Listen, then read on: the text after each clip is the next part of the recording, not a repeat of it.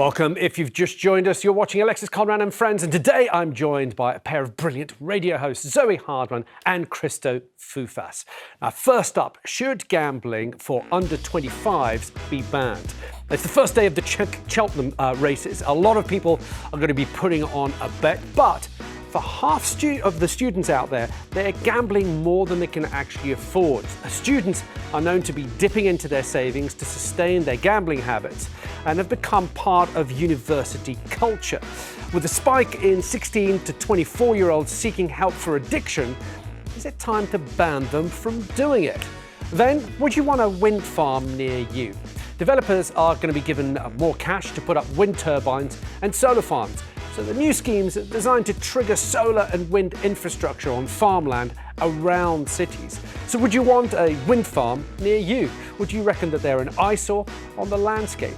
And later, we're going to be telling you how you can get your money back on overpaid bills. Now, consumer expert Helen Dewdney will be here. She's got advice on what you can do if your supplier has gone out of business or if you're owed money from that supplier. Now, you can get money back if you've had to close an account for a dead relative, for example. Again, so if you've got money stuck somewhere and you don't know how to get it back, then we want to hear from you. If you've got a question about overpaid bills as well, get in touch, pick up the phone, and Helen is going to be able to help you. Plus, we'll be sharing some advice on what you can do if you're struggling to pay those energy bills. The number is 0207 862 2222. Calls from landlines may cost up to 16 pence per minute plus any call setup fees. Calls from mobiles may cost considerably more. We're also on Facebook, Twitter, search for Jeremy Vine on 5. Use the hashtag Alexis Conran. Remember, you can email the show, alexisconran@channel5.com. But first, should we ban gambling for under 25s? Get your calls in now. The number is 0207 862 2222. Perhaps you've been gambling yourself, or you know of a relative who's been gambling at a younger age. Look, it's the first day of the Cheltenham Festival today, a huge day for horse racing fans. But for many students, gambling has become a bit of an issue. Half of student gamblers bet more than they can afford, losing roughly around £32 a week. Now, according to a recent survey, around a third dip into their savings in order to sustain their gambling habits. So some students have been considering even dropping out of university altogether because their gambling habits have become so severe. So we're asking the question, should we ban gambling for younger people? Or is it down to personal choice? Christo, what do you think?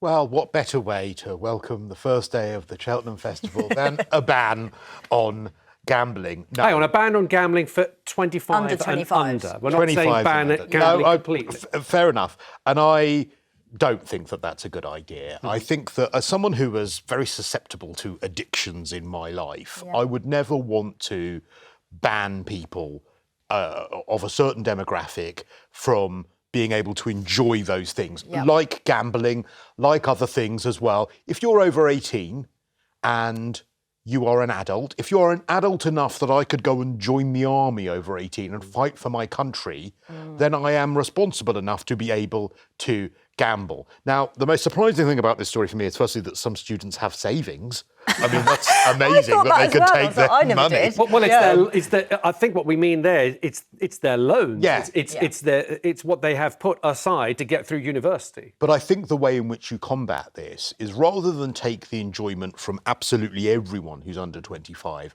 and wants to gamble and enjoy a flutter, which, you know, there are many under 25-year-olds who work, there are many under 25-year-olds who aren't students, there are many under 25-year-olds who have families. They are, it's fair enough they enjoy a flutter. You educate people better about the dangers of gambling. You make it clear to people that when you gamble, I enjoy a flutter, but I am paying for that and I don't ever expect to win anything. The money I put in is money that I'm spending on that activity. OK. Zoe, what are your thoughts? I agree with Christoph here, actually. We're both coming from the same angle. I think historically, if you ban somebody from doing something, they're more likely to want to do it more. For me, this is about... We've banned people from smoking if they're under 18 or drinking if they're under 18. Yeah, but if someone said to me, you're banned from doing that, I'd be like, well, I'm going to go do it. I still want to go and do it. So like Christoph said, this for me is about education. Gambling is an addiction, like any other addiction, substance abuse, nicotine, alcoholism. There has to be so much more education around this subject.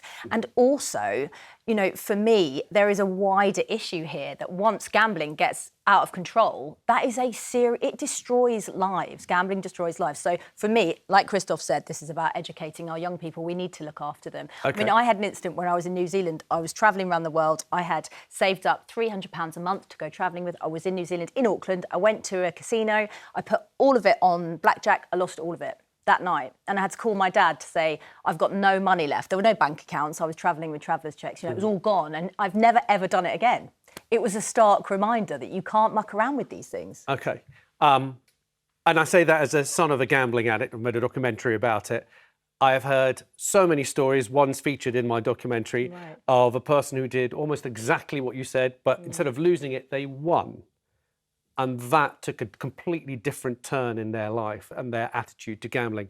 Because you lost, you never put another bet on. No. They had to struggle with gambling addiction because of a flutter like that. Now, of course, it doesn't happen to everybody. Yeah. In fact, most people can gamble safely. But it's interesting how things like that actually play out. Let's speak to Will Prochaska now from the Coalition Against Gambling Ads. Will, thank you for joining us.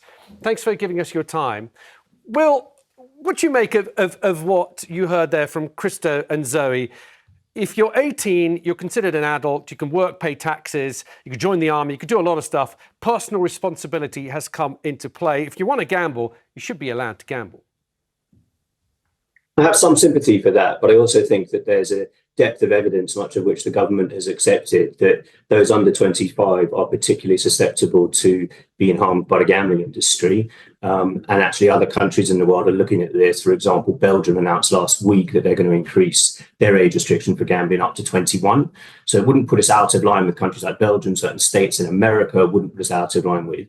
But I also think that we need to be careful and aware of potential unintended consequences. The gambling industry would tell us, and there's a fragment of truth to it this time, right, that if we ban gambling for under 25s, that they'll all rush to the black market. Now, at the moment, the black market only makes up about 2% of all gambling in the UK, and is not a massive threat. But I do think that if we raise the age restriction up to 25, that there would be a risk that the black market operators would see that as an opportunity.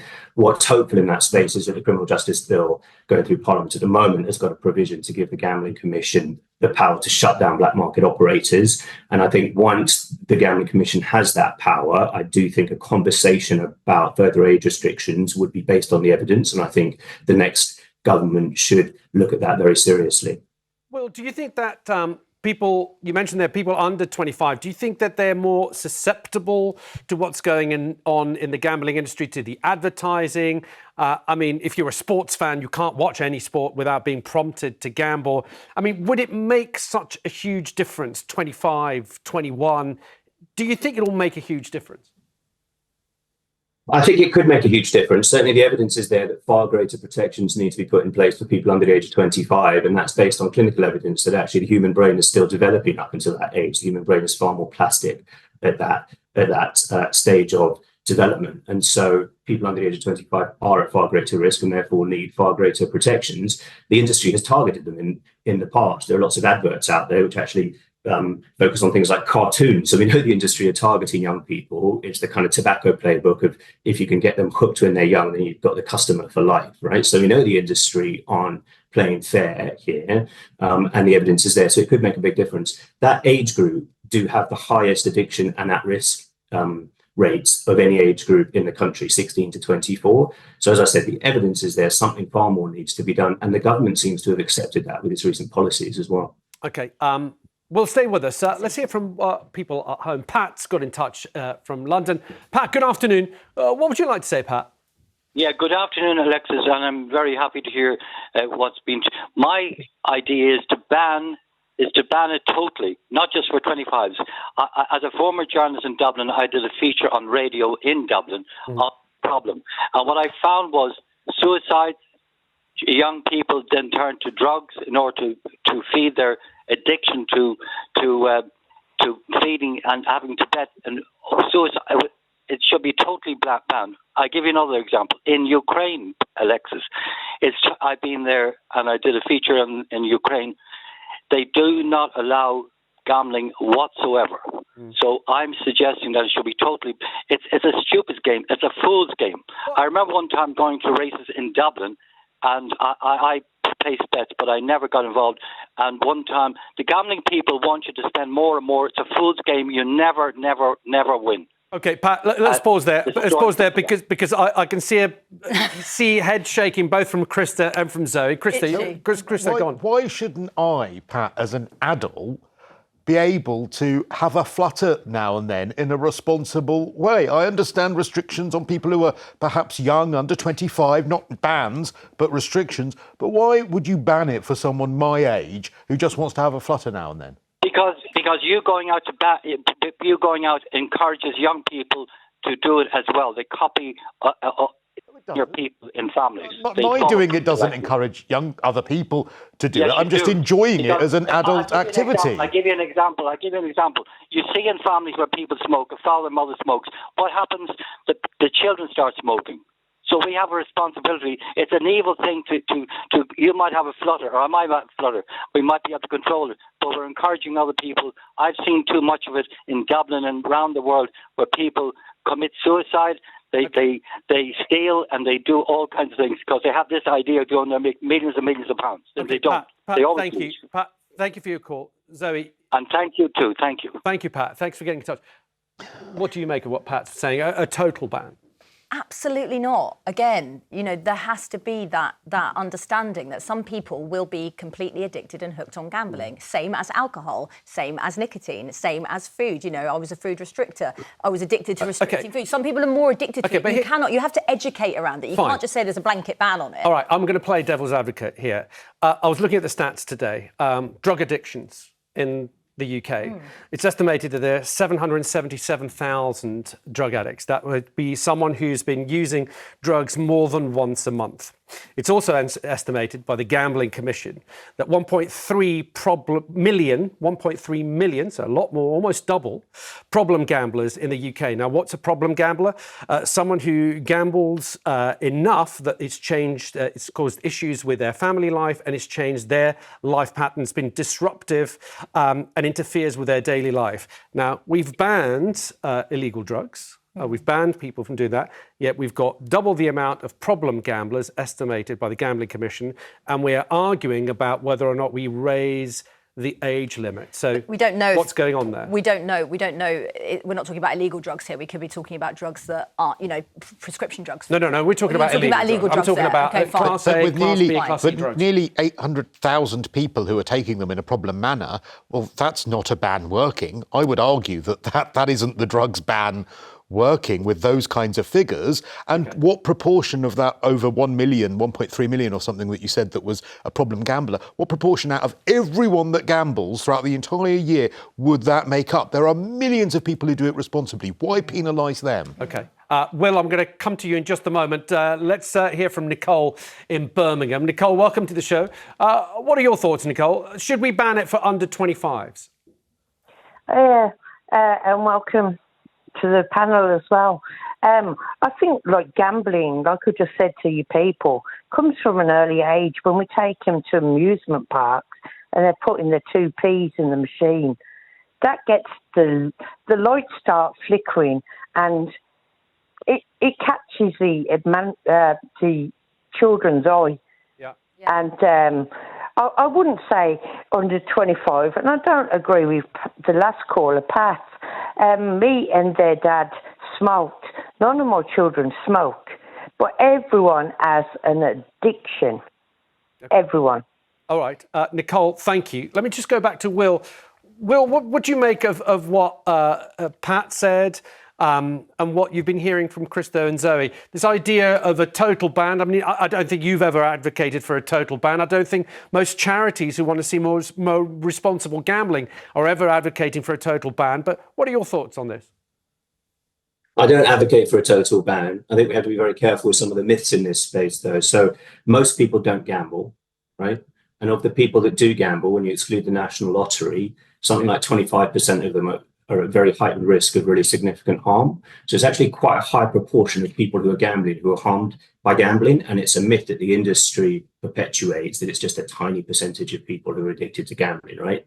That's not where all the harm is. There's a lot of harm done at sort of lower levels of gambling. So that's really important. But just pick up on the point about education. Education can have a role to play in terms of protecting people from harm, but there's limited evidence that that's going to be one of the best initiatives to do it. And at the moment in the UK, the education going into our schools has been sponsored and funded by the gambling industry, right? So actually kids are being told that they're the problem if they fall into gambling harm. So the education at the moment simply isn't working, to the point that I and the Good Law Project put in a complaint to the Charity Commission last week on this very topic. So I don't think education should be brought to the fore as the sort of first line of defence. We really do need greater restrictions on the gambling industry. And so as a final point on a complete ban, I don't support a complete ban at all. Absolutely not. Gambling is not one homogenous activity. You've got some products which are really, really dangerous, and you've got some products which aren't half as dangerous as those. So online slots, for example, have got addiction and at-risk rates of something like 45%. So almost half the people who are playing on online slots are really significantly harmed by them, right? So that's very different from going and placing a single bet at Cheltenham this week, okay, which isn't a particularly dangerous activity. So I think far greater restrictions need to be targeted at the worst products, and certainly in terms of age restrictions, there is ample evidence that far greater protections need to be put in place for those who are under 25. That's so All right, interesting. let's hear from Katrina as well, who's got in touch from Hampshire. Katrina, good afternoon. Welcome to the show. What are your thoughts, Katrina? Gambling can take all forms, like the previous caller has said. It can start off with, like another caller said, the arcades, flickering lights. You're a child, but you don't really understand, do you? It's just a penny in the slot and the lights come on. But as you get older, you get things like scratch cards. Now, scratch cards can be a problem for people as well. I bought the odd scratch card. I wouldn't say it's a problem, but it can eat away at your money if it is a problem. And it all starts from the little things and can build its way up. Age restrictions, that is a tricky one. Yes, you could say put an age restriction on gambling for, say, at the horses, putting a bet on for the football as well or whatever. But people are still going to find a way to do it. Yeah. What annoys me the most is the adverts at night. It isn't just one.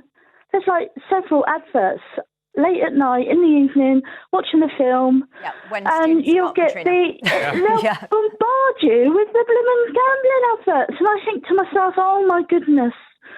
Do you know what I mean? It's Yeah, no, somebody can be Katrina. sat there, and that will trigger someone Yeah. to put a bet on. Yeah, Katrina, thank you. Will, I know that you agree with Katrina on that. Of course, you're part of a campaign to try and ban the gambling ads. That's perhaps something that we can discuss at another time. But Will, thank you so much for giving us your time and joining us. Now, if you're struggling with gambling addiction, or you know someone who is, there is help available. You can call the charity Gambling with Lives. That's 07774 61 771. That's 07774 61 771, or email them at hello@gamblingwithlives.org. Plus, of course, there's the NHS that provide treatment support groups and gambling clinics, and you can speak to your GP for information on those services in the area where you live. Thank you, as ever, to Will Prochaska. Thank you for your calls. Later,